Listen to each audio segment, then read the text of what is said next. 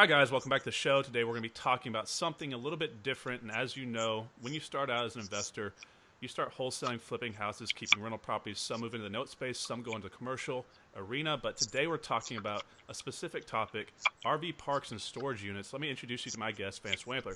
Vance, how you doing? Welcome to the show. Yeah, pretty good. Thank you. Yeah, so let me give you a second here to introduce yourself a little bit further. You're here in Dallas, and go ahead and tell our guests a little bit about when you got into the business and kind of how it started out for you, and then we'll kind of transition to what I think they want to hear about, what I want to hear about, which is storage units and RV parks. Yeah, definitely. So I started out probably in the beginning, mid 2012, and I tell this story a lot because the way I got started was actually I bought two houses at the same time. I thought that if I was going to get in this business, maybe one, if they screwed up, maybe the other would cover the losses. So I bought two houses at the same time getting into this business, and shortly got my license afterwards. And I flipped those two properties, bought a rental property, single family, and just kind of kept that same model going. And for the past 5 years, that's been basically the model. It's been 1 to 4 families. I did do some sort of commercial every single year, which kind of kept me interested in wanting to jump into that space. And so, like I was telling you earlier, I flipped a daycare my first year, and that's kind of what parlayed and got me interested in the commercial world. And of course, with all the new multifamily craze and everything else going on, that's always been a big interest of mine. So, in last year, a year and a half ago is when I got my broker's license. I started a real estate reformation and started recruiting agents. I had a little bit of a team, getting started, and really just started working more so on the brokerage side, but I didn't want to let the investment side go. And so last year we started a partner program, which I've learned a lot through, and definitely in working with partners, what to do, what not to do, some ways to vet partners as well. And so, really kind of used a lot of that aspect as well to kind of work with, my recent ventures, which has been RV parks and storage facilities. And so that's kind of as a whole, kind of what we've been doing. And the partner program is working great. We've got a lot more inventory now, working through a lot of deals. It's been great too, because I've been able to delegate a lot of my time, resources, and just being able to get more exposure, get more feet on the ground to get out there and do some more deals. And so it's been a great side of that business. And, recently in December is when we closed on our first RV park. We now have 2 RV parks, a third one about to go under contract on, and both of those have storage that have came along with them. And so we've kind of learned a little bit about both sides of the business. And so, on the RV storage side, I may not be the professional. I've only really technically been in that business for about 4 months now, but I've learned a lot through the process and seen the best aspects of that since we grew to about 22 units on the residential side. And, through that whole side of the business, understand it now. I know all the pros and cons to it, and I can definitely tell you it's a great transfer going from one to the other, and it makes a big difference in your business. Right. So, that's pretty typical, Vance. I see this quite a bit where people get into the business, they do really well, flipping houses, keeping rentals, and then they say, I'm bored, what's next? And they want to step it up. They want to go into something, that's more exciting, right? It's more exciting to build a subdivision. It's more exciting to buy an apartment complex or an RV park or storage units. So what, you had all those different strategies I just talked about. What made you focus on RV parks? What was the pull towards that direction? Well, yeah, so I did about 2.5 years ago. I did do a multifamily complex. It was a smaller unit, 14 units. It was a total gut job, rehab. It was up in Sherman. We basically turned the whole complex around, released those units, and then sold it. So it was kind of more of a fix and flip type strategy. And I always kind of looked at RV parks, mobile home parks, storage facilities as a great buy and hold type asset when you look into commercial, just from the management side of that business, because you're really more so not dealing with foundations or roofs or ACs or the tenants are much more easier to manage. The eviction process that we've learned through the RV side has been much quicker and much smoother. So that side of the business has said that's really where if I want to buy and hold something, that's the direction I want to go. So that was kind of the aspect or the asset class we wanted to go after. And then I kind of made a rule for myself that I said if I got into any other kind of asset classes, we weren't going to turn those down, but we were going to treat them more as a fix and flip type strategy. And, really, I didn't really jump into that business more so or think that was the way or direction I was going to go. it was more so of my understanding of multifamily and talking with a lot of investors, talking with a lot of partners about some of the pros and cons of that made me kind of shy away from holding those asset classes as a long-term hold. So that's been our strategy kind of moving forward. And jumping into RVs was kind of a weenie. I mean, I was on MLS one day and I was just peeking through and I was looking at stuff and I was like, oh, I'll make an offer on that, see what happens, and then just kind of jumped right into the business. So it So I was kind of guess on a whim. yeah. So I guess maybe you just answered it for me there. So is your strategy acquisition or creation, as far as meaning you're going out there buying a pre-existing RV park, or you're looking to start from the ground, create it, and buy the dirt, go through the zoning process, and then if there is, like, what type of uh, obstacles would you run into as far as the zoning? This is something I'm not familiar with. Is the city pretty tough on this, or is it like Oh yeah, yeah. So I do have a little bit of experience with that now because the first park that we bought was out in Weatherford. It was 14 units, but it was on 18 acres, and so it had like a massive amount of land out there. And we were contemplating with the idea of like scraping the RV park, developing the land and selling that. But I really saw it more so because I grew up in Weatherford. I was like, man, I want to keep this for my own and like build maybe a little park out there for myself and do that kind of thing. But I decided, let's double the size of the park. And so the idea was to go in there with hard money, get a rehab construction loan, start doing the construction. And, really more so it's relatively easy because you're really, like I said, you're only dealing with plumbing, the water and the electrical lines, and then you're basically building out a little pad. So each pad has in each city, each person does it differently. They could be concrete or they could just be gravel. They have a little border around them, and that's where the RV sits. And so as far as construction goes, there's not a whole lot to it. And then the zoning per city, it changes with each city because as we've bought another park out in Granbury, there's totally different rules. There's things on each month we have to keep up with the TCEQ, which is the Tarrant County Environmental Quality, and so it's a different little strategy or different structure in which they conduct their business. And so if it's inside the city limits, if it's not, that'll all depend upon your permitting process. But essentially, the zoning is quite easy. The permitting process is pretty easy.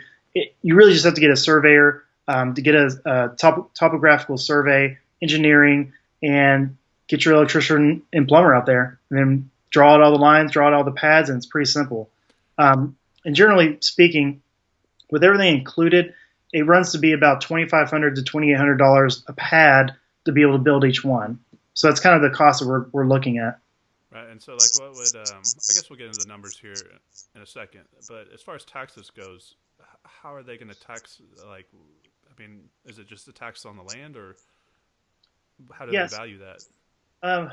So I haven't digged too much into the taxes. The first property in Weatherford was a little different because of the land, because of how much there was some farm animals out there, and so that it was actually ag exempt, which was great as far as taxes go. I think our total cost out there is like $150 a year, so it's really relatively low. The taxes out in Granbury, now they do account for any like storage buildings or attached buildings like an office out there. They do account for the pads and the electricity that runs out there as well. But the taxes are relatively low. I know the park out in Granbury, that one's a lot bigger. It's about 42 units and has 20 units of storage. And I think the taxes on that are about $6,000 a year. And so, a little bit more, but I mean, the county does see that as an actual business, so they will raise your taxes in that sense. So it's not just land value. Okay, for someone who's wanting to transition like you did, how did you go about the analyzation of your cash flow numbers? I mean, you're going to have a range, right? There's no way to predict accurately the vacancy rate. People are coming in, people are coming out. It's kind of like Airbnb. You're assuming a good base rate. You may have X amount of nights per month filled. How did you go about kind of figuring out how you're going to value the property, and what is a good expectation of how many days each spot's filled a month? Yeah, definitely. So there's kind of two different structures in the way that RV parks are ran. One is more of a daily or weekly rate where people are going to bring their RVs, either for work or they're going to be there for like campgrounds or just a vacation, and they're going to stay there for a couple days or a week and then leave. And then there's also the flip side of that, which is more of a longer term rental where people are seeing this more as hey, this is low cost, affordable living. This is going to be a place where they can stay for a while. And sometimes what I've seen too with the tenants is more of an interim type living style where They may be building a house. They may be thinking about buying a house in the future. And this is just kind of that in between spot for them to be able to settle. That's very low cost because most of these parks are 300 to 400 bucks a month, and then you just bring your RV in. So I mean, it's relatively low as far as the city goes. Right. Yeah, so it's ran those two different ways. And the way that we look at that was we were looking for more of a longer term tenant and type property. So, when you're looking at an RV park, you're not looking at, hey, I want to look at it for the campgrounds and for, being on a lake and all the other amenities. We were more so we're just looking at land that's going to be able to provide all the basics, maybe be in a high traffic or a good area, and or, like with the Weatherford Park, the main reason why people lived out there was because it's got 18 acres. It's beautiful out there. It's quiet. It's kind of a nice place to stay. So a lot of those tenants were more long term. So as far as acquisitions or analyzing that, that's a lot easier, because when you have a longer term tenant, then you've got consistency as far as how long they've been there, how much they've been paying. The T12 in the sense of, the trailing 12 months that they've been paying is a lot easier to show. And, essentially that's a much easier route as far as going into the RV place or RV space than it is trying to go in there with more of a daily rate type, park or structure, because that is looking more like a hotel or like Airbnb type structure, which, Right. I've dabbled in the hotel space, but never got to the point where I was looking at P&Ls and all that kind of stuff. It was too much for me to handle. I mean, So people are all about Airbnb right now. It's the new hot thing. It's like the new kid on school right now. So, like, speaking of Airbnb, right? They have the ability to put you in front of the consumer. That's what took. I mean, people have been doing short-term rentals forever. People have been doing this type of exit strategy. But what Airbnb did was it consolidated the ease of getting to the consumer. They knew where to go to find it. So, how do you get to your customer? How would they find you? How do they even know that you're there? Like, what are you doing to market yourself to the marketplace? yeah, and two, I am fairly new at the marketing side or the marketing aspect of this, but we have been using Facebook quite a bit, and that seemed to be a really good way to target your demographic and get out in front of the public, and obviously just build that brand recognition. Obviously, so we've been using a lot of target Facebook Marketplace as far as Facebook Marketplace is great to post up, hey, this is a place for rent where you can stay, and then using your business page as a place to promote. Just give out simple promotions and boosts just to be able to put your name out there. Website, there is we're still looking for kind of like on MLS. When you list a property, it syndicates all these different websites, right? We know there's got to be an RV kind of website out there where you can post and it syndicates all these different sites.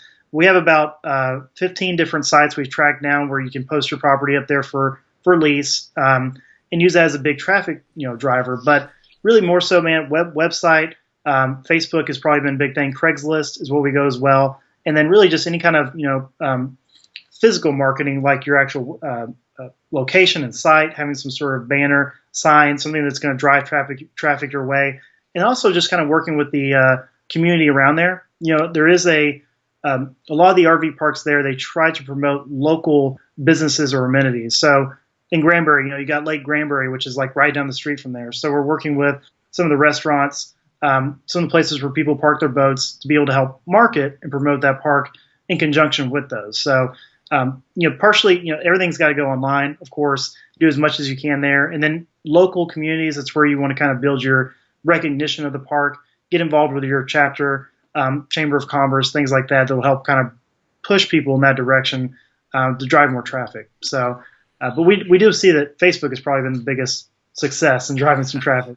Well, dang it, Vance! Now you put a shiny squirrel in my face because now I want to go create some type of Airbnb website and syndicate, like nationally link everything. But Man, I'm telling you, if there's some way to do that, I mean that'd be a moneymaker. someone's going to do it.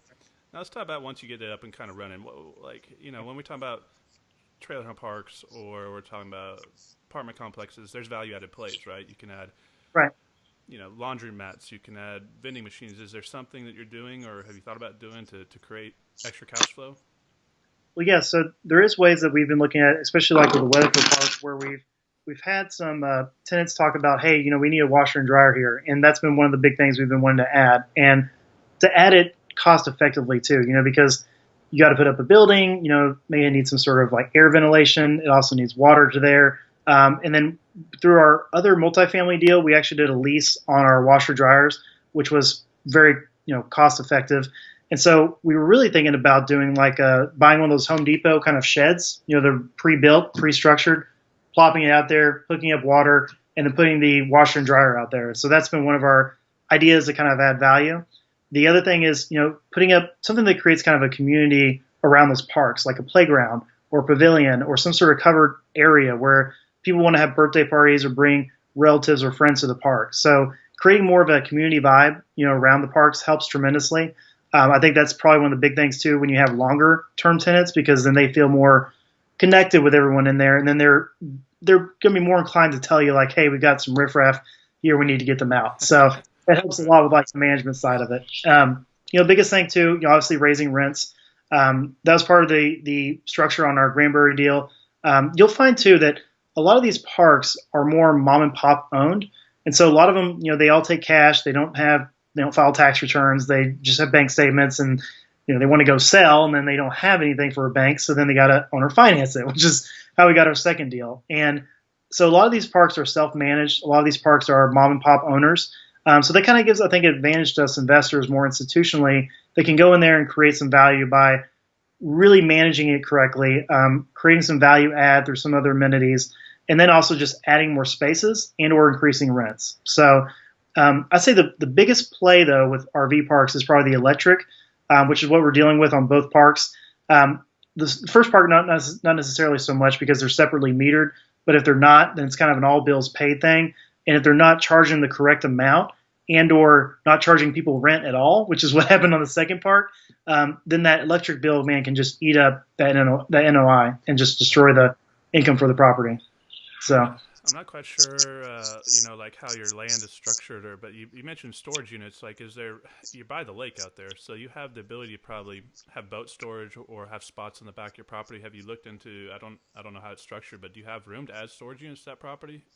Yeah, that's the great thing. I mean, every time you go into one of these parks, the land is a big play because obviously, if it sits in a good area or if it sits in a more suburban type setting, then you can add more value by adding more storage. And so the storage unit out there in the second park has 20 units on it, and then it's got a fenced in area that's about an acre. And so it's got plenty of room for cars, trailers, RVs, boats. One guy out there has a deer stand out there in the very corner of it, obviously not paying rent for that either. So it's one of those deals where we got to come in and basically be the sheriff around town and talk about, hey, you got to start paying up because we're running a business here.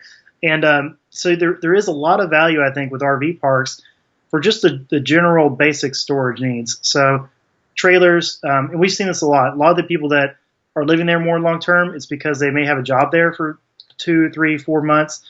They bring with them cars, they bring with them trailers, they bring with them other RVs that they may be, having for other friends or something. So it seems like that kind of demographic too brings along with them a lot of extra storage needs. And so if you're looking at a park or looking to build brand new, definitely consider leaving some space for that extra storage because, that's even easier. There's no utilities, there's no plumbing, there's no water. It's just parking your crap out there. So it makes it a good income producing standpoint from that standpoint. Now, what about finding these? So you said you're getting them off the MLS. Are you doing? Is there like a database somewhere that you can look up all the mobile home parks so you can market to them, or? Yeah, that's something that we're kind of just now stepping into. I mean, both of these parks. Well, the first one we bought was on MLS, and it's funny too. Is I actually buy a lot of properties from MLS, even though people say you can't or you can't get a good deal. I always look at it from the standpoint of, it may not look like a good deal, but if you make the right offer, it becomes one. Right. And so that's kind of my approach always been with the MLS, and it's been very successful that way. So that one was just making a lowball offer and getting the deal. The second one actually was on MLS, but it was from an agent I work with a lot. And we were just out on an appointment looking at a property that he had. And he goes, oh, hey, what have you been up to? And I said, hey, I'm doing RVs. And he goes, oh, I've got one. So that one was kind of a referral from his standpoint, but it was listed on MLS. So it doesn't say if stuff's listed like on LoopNet, MLS, what's the big one, CoStar, that kind of stuff. Don't shy away and think that, oh, that's not a good deal. The right offer will make it a good deal. So, and obviously just building a network, getting into that space.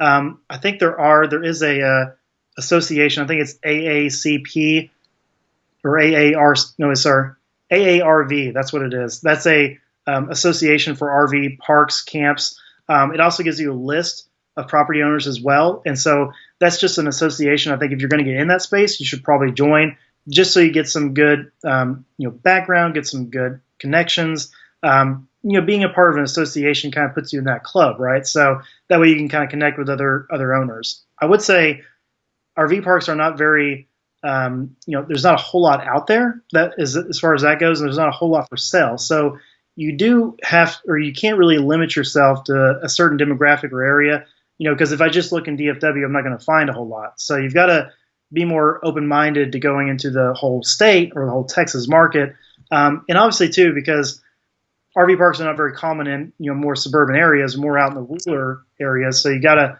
be open to going into different areas of the market. So, and then as far as like direct mail or things like that, haven't jumped a lot into that side of the business, but I've built a lot of my business off of referrals and networking and doing that more side of the business. So haven't been as experienced on the marketing side as far as that goes, but it's been fun and grinding. People get so mad when I say that, and people say, "Oh, well, I do it through referral marketing because they want some golden ticket," right? But that's the truth, guys. Building up your referral network is huge. The biggest deals you're going to get are going to probably come from referrals. Now let's talk about the funding of these. You said you got one through acquisition through owner financing, but let's talk about how you finance these. And did you go through a bank on the other one? And how does the bank look at this? Or let's go through and look at these two case studies. Yeah. So the first property that we bought, we used basically like a hard money / construction loan. And it was more so as private money. We have a very good source of capital for private money acquisitions. We've used them a lot for our single family, and I've used them a little bit on the commercial side as well. So they're open to doing those kinds of deals with us, which is why we were able to get that loan. And more so, it's based on a lot of trust. I mean, we were able to get the right amount, the purchase plus the right amount for construction, and just by asking him, being able to have that, he has that trust in us to be able to do right with the money. So the way I actually structured that, though, was his loans are pretty much simple. I mean, they're just like hard money. It's 2 points, 12%, and I usually only bring about 2 to 3% down to the closing table for actually closing the deal. And the way I structured that was because I found it on MLS, I put my commission in there. Vance Wampler represents VW Dynasty. You disclose that you're a managing member, but that 3% commission covered my closing costs. So essentially, I got into that deal, no money down, and was a very easy transaction, very smooth, quick. We got that for a good price too because we were able to close quick right before the end of the year. So all of those factors kind of play in sometimes when you're working with a seller, especially at the end of the year. That's when we get some of our best deals because taxes are owed, banks are letting go of properties, and that's really the best time to snag something that's been sitting around for a while. And so we have. Now that we've done most of our acquisitions, we're looking at the bank refinance, and the refinance side is very, very good. I mean, most of these banks that we're working with, more so on the storage units, I mean, they treat that more as a business, not as a real estate, asset, and so they do more of an SBA loan, which only requires 10% down. So we are talking with another bank; they only require 15% down, or essentially, if you refinance, it's 85% of the value, and which leaves you, I guess, less barrier to entry when you're looking at a commercial aspect, because generally you're going to want 20 to 25% down. So I think that gives you a little more access to be able to get in the door, buy a property, and or refinance it. Both of these properties, because we're going to be adding so much value, we're actually going to be taking cash out of the property once we go back and refinance it. So that aspect is kind of if you can use hard money, if you can get in the door with owner financing, and if you can find some ways to add a lot of value, you can create some great income just by the income from the property, refinancing the property back out, and then having that big chunk, coming right back at you. So it's like a fix and flip in that sense, but you're holding it. So, guys, he's showing you that a lot of these deals are created by the offer he's making, right? So you say there's no deals on MLS, which you have to make the offer. So let's talk about how you structure this owner financing offer, because most people don't even attempt to make that offer. So they're never going to get that deal. And so how did that go about? So it really came down to, essentially, well, this deal was a little weird and a little different just as to go, because as we were, talking about the property, we went out and visited with the owner, walked around the deal. The listing agent, and a lot of times, guys, what I'm looking for, the reason why I look for commercial properties on MLS is because a lot of times these agents are not commercial agents. If you're a residential agent, the only place you know is listed on MLS. So a lot of times they go after that because they don't know what a P&L is. They don't know how to get a rent roll or how to put all those numbers together. So when we went into this deal, the listing agent didn't have a P&L, didn't have a rent roll. We ended up having to, once we made an offer, we had to end up digging that information out of the seller so we could finally actually create one. So, once we created one, then all the, details of like, wow, man, 30% of your park isn't even paying your rent. They've been living here for free. Your occupancy isn't 80, it's 50. All these, details start coming out. So, you've got to look for, sometimes on the owner financing side, just making a general offer, but knowing sometimes some of the details about, asking some questions like, hey, do you have a P&L? Do you have a rent roll? Do you have bank statements? Do you have tax returns? Those are kind of and or leases. This guy didn't have anything. He didn't have leases. He had great bank statements, which was surprising, but no rent rolls, no leases, no nothing. So from a banking or lending aspect, if they can't provide that, then really the only route you have is to go owner financing, unless they want to find a willing buyer who's just going to pay cash and just buy it. That's really the only case. So I think more so owner financing is way easier in commercial to structure because in RVs, you've got these mom and pop shops, they self-manage, they do it all by their own. And so a lot of times too, that creates that opportunity where, oh yeah, if you're bundling this property with all your LLCs, you're not going to have good tax returns. If you're taking in cash and not putting it in the bank, you don't have good bank statements. If you're not putting anyone on leases, there's no information I can show a bank to get a loan. So really the only route to go is owner financing. So I think there's a lot of opportunity in that space to be able to get owner financing, and especially out in rural areas where you don't have maybe as knowledgeable sellers about the banking world and how that works, then they're just going to manage it the way they like to manage it. And then when they go to sell, they're going to run into all these problems. So knowing that up front will kind of give you that ammo to go back to that seller and say, hey, I really need owner financing on this deal. And so that's probably the best way to approach it. Initially going in, maybe just offering them, a financing offer or cash offer, depending on the situation. But, really once you start digging into those details, use all three of those aspects to be able to get that owner financing offer back to them and say, hey, this is what we really need. Right. What about storage units? You mentioned these earlier. You're going in that space as well?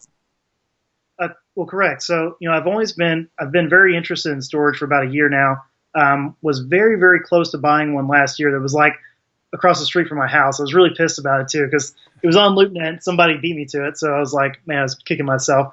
But the only side of storage parks we've dealt with is both of these parks both have storage on them. So I've been to Scott Meyer's 3-day class about self storage, and kind of took some nuggets from that, took what I needed to, and then kind of started doing my own research and education. And self-storage is, I think, even a better business than RVs just because of the aspect of management. Plus, you've got a lot of technology coming out in the self-storage space. You've got these kiosks now that really can help manage the whole property for you. And basically, they're set up out front. They manage the tenant processing. I mean, they basically go in there, they write their own lease, they swipe a credit card, they can buy a lock from these kiosks, and so it kind of self-manages that whole front desk person that has to be there to give these people that information and give them all that stuff. So these parks can kind of be ran on their own in that sense. And like I said, there's no toilets and there's no electrical and plumbing and all that other stuff. So it's easier to manage, less hassle. I'll give you an example. Like the park that I did miss out on was 144 units, and their expenses for the year was like $1,400. So when you look at that aspect in comparison to like multifamily, you're thinking, wow, managing $1,400 in maintenance compared to like $144,000 in maintenance, that's a huge difference. So from that aspect, the headache seemed a lot less. So what was the bad tenant, right? So you must have had some bad tenants because you're going focused towards these new strategies where quick exits, get them out quickly, right? Because it doesn't take long you said a week or so to get someone out of the RV park, and for the storage unit, it's less than that, isn't it? Like, what's the process? Because then they auction them off, like you see on Storage Wars. I don't know too much about it. Yeah, we're still kind of learning a little bit of that aspect as well. Really, really more so. I think it's very similar treated to as an RV because it's not physical property and it's real property on their own. So the state doesn't treat that as like an actual rental property or that aspect of it. So I'm pretty sure it's pretty similar as far as you're giving them a notice, and you're giving them a 3-day notice, and then you're basically saying, hey, on this date your stuff's going to be auctioned. And I think that was one of the better aspects of self storage that I liked as well, because when you auction that property off, or that inventory in there, whatever rent is left, or whatever rent is due, that actually gets paid first before the auctioneer. So it's a great way to have loss of income being able to rebate back to you, and not being able to lose that income because of other, like in residential, where you're probably always going to lose your rent, and then you're always going to have some sort of cleanup crew and paint, clean up, all that can make ready kind of stuff. So, it's, gosh, I mean, there's just so many aspects about it that are so much more appealing for a long-term hold than I think doing a residential side of the business. Right. So, I mean, like, what's the problem? Like, how long do they have? Like, is it 30 days or 60 days? Like, what's the typical? Hey, they're not making a payment after 1 month, you go forward and start the process, or do they have a little bit more leeway? So typically, like on your leases, I mean, you do it just the same as you do in residential. So, I always do, rent's due on the 1st, it's late on the 4th. Once it's late, then you give them a notice, and then I think it's 3 days after that notice, you can give them a final 3-day, and then on that 7th day, you can basically change the locks, you can cut the pad, put your locks on the door, and then start the auction process. So it's generally within a 30-day period, because then you have to contact an auctioneer, they have to get the inventory sold. And so it's generally about 30 days before you get them out completely, get your money hopefully back if there's enough stuff to cover your rent, and then you're back to leasing the property again. And very similar, so like in RVs, what you can do is you can actually repo their vehicle. And if you have, the way the county sees it is that if you have a place for storage that's fenced in, then you can actually repo their vehicle inside of the storage facility, and then basically auction that off. So, and then pay for any kind of back rent or anything else. So RVs and storage are treated almost almost the same as that aspect as far as eviction goes. And we haven't had to go through that process yet, so I don't know all the minute details on that process. I'm assuming probably the same thing in residential. You go down to the JP courts, you file for eviction, you go through that process. So I'm assuming it's the same, but we're definitely going to find out. Like I said, I'm fairly new in this business, so I don't know every detail, but we've done our research enough to know that it's a very quick and short process, at least for that initial process of getting them out, or basically repoing their stuff and then selling it to basically gain back that lost rent. Right. So are you looking for land to develop these, or are you just looking to buy them as is that are already set up? Or yeah, we've the whole reason we started developing that Weatherford property was for a couple reasons. It was 100% occupied. There was tons of land to be able to do that on, and so it made sense to go that direction. I haven't looked into or what the details are on acquisitioning land to make sure it'll support or provide for an RV space there. So I know whenever I took Scott Meyer's class on self storage, there's like a certain population per density per mile that you need to have to be able to support storage. Storage really more so, because that is really based a lot on location, and most people will only go about 5 miles of a radius outside of their home to store their stuff. So that more so is based on location. I don't think as much as RVs are.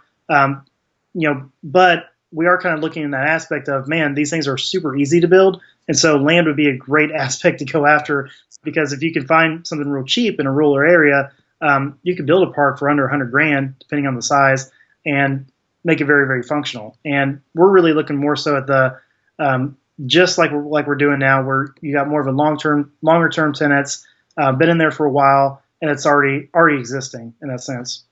Just a little bit easier. It seems like a good spot would be, in some of these older areas where they build these older frame houses and they don't have garages, or they have, areas where they're just like single car garages, because people are going to run out of space really, really quickly.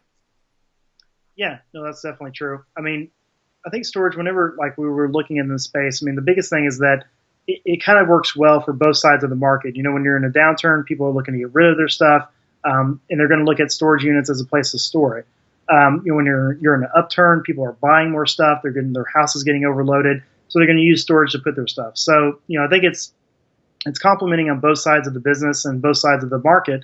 And so, yeah, I know it more so deals with like the population in the area. But if you do have properties around there that are probably not as much land, that's probably going to be a big indicator that, hey, you probably need some storage, because people that are in bigger homes or nicer areas, especially in like the suburban areas where you've got no lot and you've got these big homes, I mean, they're probably going to need storage around those areas. Right, right. So they're good indicators. Now, you doing primarily staying locally here, or are you open to looking around the country? Because we do have listeners all around. Oh, yeah. Well, primarily Texas. I mean, we've done properties in Houston before. We looked at properties in San Antonio. And as far as RV parks go, they're pretty easy to manage from afar. And so we're definitely open to all the Texas market. We're looking possibly to go into California by the end of this year. Maybe not more so on the investments, but just on the brokerage side. But yeah, we're sticking with Texas as far as that goes. I mean, we're not trying to get huge that nationwide in a couple of years, but we'll work our way there. Yeah. So how can our listeners help you? I mean, obviously you're not just doing RV parks and storage. You're still flipping houses and keeping rentals. So what would be the best use for them, or you want to give out your contact information if they come across any deals like this? Yeah, definitely. So, the biggest way that people can work with us is a couple different things. Obviously, if you're looking to be more active in the business and try to partner with somebody who's got some experience, some construction knowledge, we definitely got the single family business down. I mean, we know all the ins and outs and different ways to go. We've been in the Houston market before. We're looking to go into San Antonio. So if you're in those areas and you want to help partner with us, if you got deals, but you just need to connect those dots, we can definitely help you through that process. And then, on the flip side of that, if you're looking to be more of a passive real estate investor, we've also got funds that we're looking to put together for larger acquisitions on the more on the commercial side, like the storage parks and mobile home parks and RVs. And so, depending upon what you're looking to do in the business, we can help you on either aspects of those. And so, and also just we do like you do. I mean, we do some trainings as well, just kind of help give out information and education. And so, you can definitely you can follow us on our Facebook. We're at facebook.com/real estate reformation. You can check us out online at therealreform.com, and or you can give us a call at 817-986-0911. Okay, great. I mean, is there anything else that, off the top of your head, you want to touch on, or I mean, market's still good right now. I mean, go there and hustle as much as you can, man. I mean, we don't know how much longer this stuff will keep going, but I mean, it's still going good for right now. A lot of our flips are still going pretty good as far as sales, and I think the market's going to hold strong this year again, and we'll just keep playing it year by year, see what we can do. Yeah, I agree. Me too. I mean, it's really important what he just said there, actually, guys. I mean, we may only have a limited window here, and a lot of y'all are living off the success you've had over the past few years, and it's easy to get complacent and not continue on with that momentum. I mean, what you can make in the next couple of years if you push every day. Some of y'all are taking too many days off, not working on the weekends. You're gonna kick yourself later, because there's still gold in the streets, so go pick it up. Yeah. Other than that, Vance, I'm grateful to get you on here, guys, and go check them out on Facebook. And you have a YouTube channel or Twitter or anything like that, or that you want to go to? Yes, yeah, we do have a YouTube channel. It's just Real Estate Reformation, and then no, we're not on Twitter or Snapchat or any of that kind of stuff. Right. It's Facebook and YouTube. That's about it. All right, guys, head on over there and like his pages and subscribe to his YouTube channel. And guys, we'll see you on the next episode. Thanks, Vance. Yeah. Thank you. All right, man. Cool. Appreciate you coming on here. Yeah, definitely, man. That's awesome. How many? So do you do the investor only stuff? Is that pretty? Are you charging people subscriptions or anything, or doing anything on that side, or? Yeah, I mean, we monetize it in 9 different ways right now.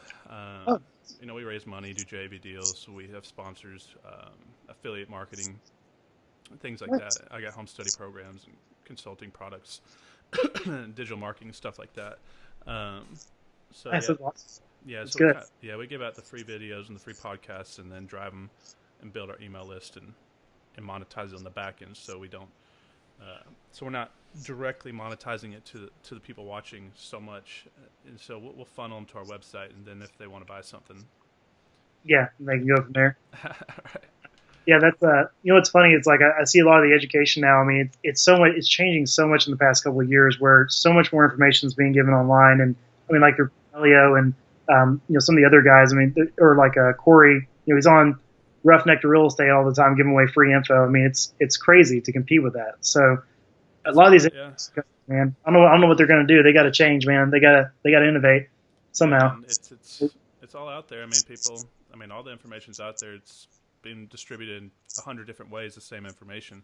Um, yeah, I mean, that's why these $50,000 gurus. I don't even know why people are still getting ripped off. I don't understand it, but I um, mean, because really what people need, they need someone like handhold them through the process, or to partner with them in that sense, or really to help bridge the gap for them. So they need that hand holding, and they'll pay for it. They will, but just for information, man, it's like it's crazy nowadays. I mean, With people, yeah, I mean, my time's so limited. I had to stop taking people into our one-on-one program, and I'm turning people down all the time. And I don't oh, even, that, yeah. yeah. So if y'all are doing something like that, maybe I can refer them to y'all.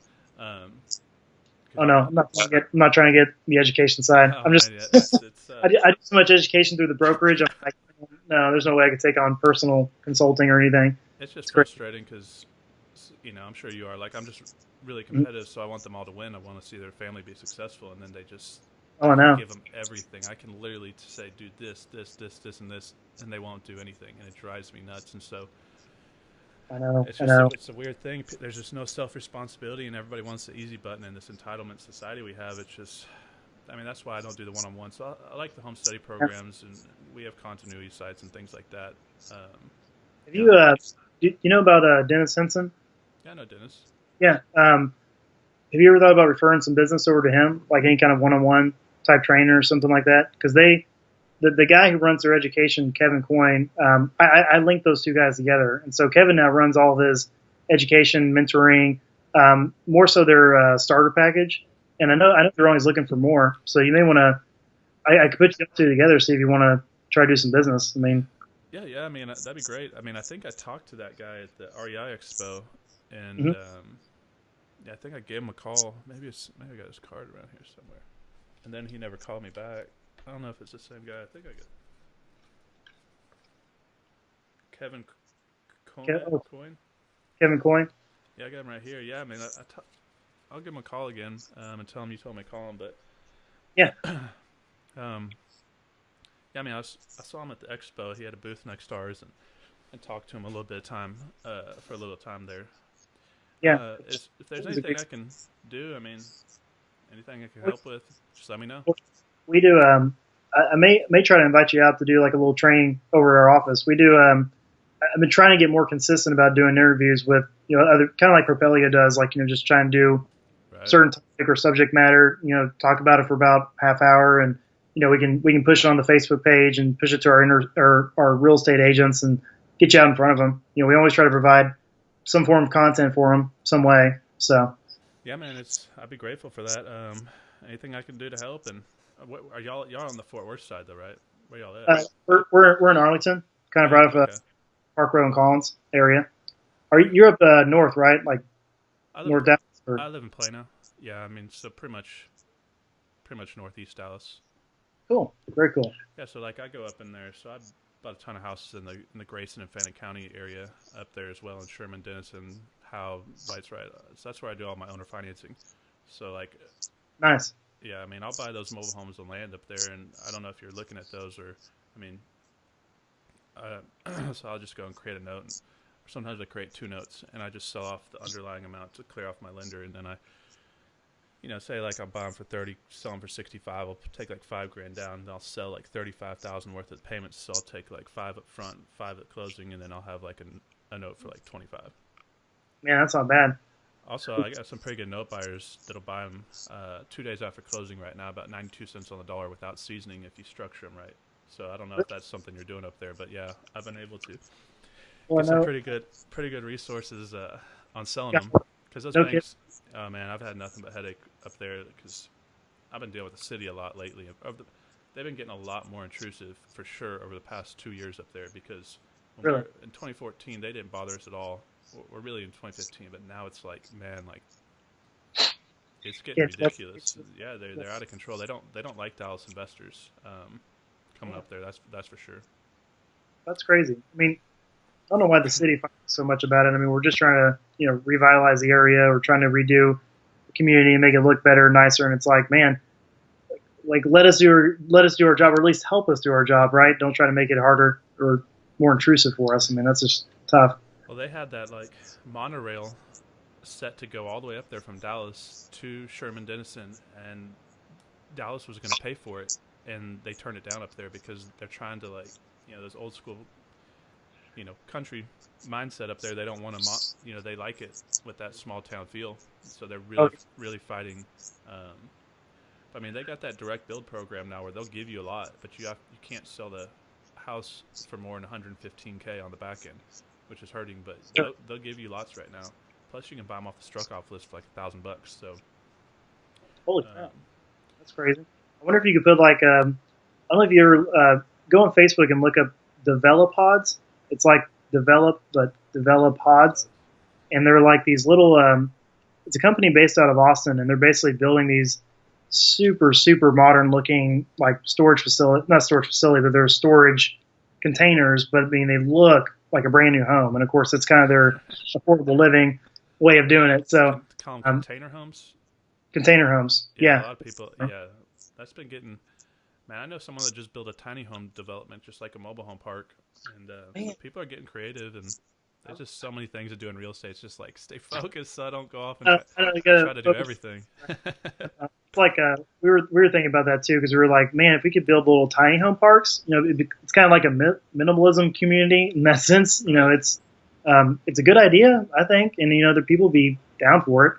You could build a storage unit right behind it. It's being like totally contradictory, right? Like a what? Yeah, right. Being minimalism, but I want to store all my shit. They got like this little tiny house, and their storage unit's like 3 times the size of their house behind there. That's big. You're like, no, that's right. I mean, I thought it was. I mean, I don't know. I mean, I still think it's going to be just a fad. Like, I just don't. But I mean, a lot of people are going that direction still. I don't get it. It feels like prison to me. But no kidding. Well, I mean, one of the things we liked about the RV business was kind of the aspect of like if if for any reason, the market changed, like RVs just went out completely, you could take that pad, you could build something on it, right? And it's got electric and water and utilities, and right. You can make something, I mean, put a mobile home out there. I don't know. Yes. Right. So there's aspects, I guess, of that where, you could protect yourself against the market if something were to change, a fad were to change. I love mobile homes. I mean, my buddy Tyler, who works with us on our brokerage stuff, he bought 3 mobile home parks last year, and how many units? I think he had like 220 units he gained or something. Golly. Yeah. It's I like it. I'm already so busy. I try to that's the problem. I bring all these people on here. I'm like, man, I want to do everything, but I know. Well, sometimes you just kind of fall into it. I mean, that's how I got into the RV stuff. Is I just kind of was out one night. You just make offers and see what happens, and they ended up accepting it. Then you're like, oh, okay, I've got something to work on now, right? So then you just kind of start trolling away at it, and then you're like, well, I want to spend more time on this. So you figure out a way, man. But yeah, there's so many angles to go. You don't know which direction all the time. You gotta figure it out. Well, it's just like once you it's just more of a hobby now. Like I'd like to build. I've been looking into building, so like I'm just tired of doing these 1950s, 70 houses, and so I'd like to build maybe even up in Sherman. They got that new reservoir they're building up there in Fannin County. I don't know if you looked into that, but it's going to be twice the size of Lake Texoma. It's going to be for their water source, and so there's going to be a lot of opportunity up there here in the next couple of years as they build that lake. It's like an hour and 15 minutes northeast of McKinney and Frisco. Really? Yeah, Man, so Texoma's like this big, and this one's going to be like twice the size of Texoma. Like an hour and a half, I guess, east of it. Yeah. Man. No, west of it. Yeah, that's going to be... I'm getting mixed up. Yeah. Well, no, man, that's going to be... You talk about like RVs and stuff, that's where you can build like a campground or like little... Well, that's, stuff. yeah. And, that's what people want to know. To find out like where the highways and stuff are going, and go to the city planning, and we already looked into like we tried to contact Walmart and Home Depot and Lowe's to see where they're building, and they keep that information on the down low for sure, because they buy up people don't realize they buy up all that land right around it, so they create like their little mini micro economy there, and so because they know that wherever they land, it's just values go up. Well, yeah, when they're the anchor, they can buy the whole area, and then everyone's going to want to come in just because they're there. Right. Well, I'm not going to take up too much of your time, but man, I'm grateful to meet you. I know you work with Prince, and And yeah, so that's I've heard of you for a while now. So yeah, I was looking to get you on here. Yeah, that's first. So All right, man. good to Cool. see you. Yeah, just let me Cool. know. Anyway, I'm gonna be gone. I gotta go down to Jackson and give a speech down there at that Affordable Housing Summit. I'll be back on like the 24th, Oh, nice. and then I'll be back for like a week, and then I leave again like April 3rd. But anytime in between then, like if you want me to come down there, I can do that. But Yeah. I'm Yeah, flipping definitely. a couple houses in Keller, so if you want to let me know ahead of time, I can time it to when I drive out there. I try to only go out there like once every 2 weeks. I hate going out to my rehabs. I'd rather just send me photos, but that's on the way for me. Nice. Well, yeah, definitely. No, I was trying to get a deal on Keller. Lays in foreclosure, and then she's not answering her phone. It's like one of those deals, bastard. You were trying to help you, not hurt you. So, Man, Keller is hot. I'm about this house. yeah, Once I finance out, it's going to legit cash flow $700+ a month. Like, man, rates nice. are so high there. It's in that.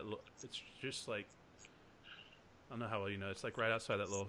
It's on Taylor Street. I don't know if you know where that's it, but yeah, I mean, I'm gonna be probably able to get almost $2,000 rent for this house, and I'm only gonna be into it for like $135,000. Ooh, Yeah, man, that's a good deal. I know. I think that's a pretty good find. Yeah, it was a good one. Just because nobody wanted to mess with the foundation, and it really wasn't even that bad. It was only like $6,000 to do it. Yeah. It just, And yeah, I've gotten a lot of deals that way. People get scared of the rehab and say I'm not going to do it. And one of my agents actually brought me a deal. Her investor said no, day of closing I'm not going to do it. And then I said I'll jump right on it. And then we ended up finding out it was 3,200 square feet, not 2,000 square feet. So it ended up being like a slam dunk type deal. So I was like, man, well, bring more of those to me. We'll do that. So, still, it's quite a few deals out there, even though people are griping about it, but they're just not looking at, it's like you said, going referral, getting in the neighborhoods is where we're really getting them, going door to door. yeah, I mean, because there's no list for job transfer or no list for assisted living. So all these people going after the same, fishing in the same water hole, and then they complain why they're not getting anything. It just blows my mind. So absolutely. Networking is your biggest key, right? And so right. It's the way that you network that makes the biggest difference. And I go after the luxury agents like the Sotheby's and the Ebby Holidays. Man, I go after those guys because they don't want to dick around with that less than 100 or less than $200,000 homes, and they're crappy, and they're like, I don't want to do with that, and they call me, and I'm like, yeah, we'll do something with it. So, that's been a good angle to work, and that's just more feet on the ground doing what you're trying to do. Right. All right. Well, Cool, man. I'll probably get this out in like 2 weeks, maybe like a week and a half, 2 weeks, and I'll let you know, and I'll give you the link if you want to share it around. Cool. Yeah, definitely. We'll put it out there. Okay, cool, Vance. I appreciate it, man. Awesome. Well, good, man. All right. We have a good. Have a good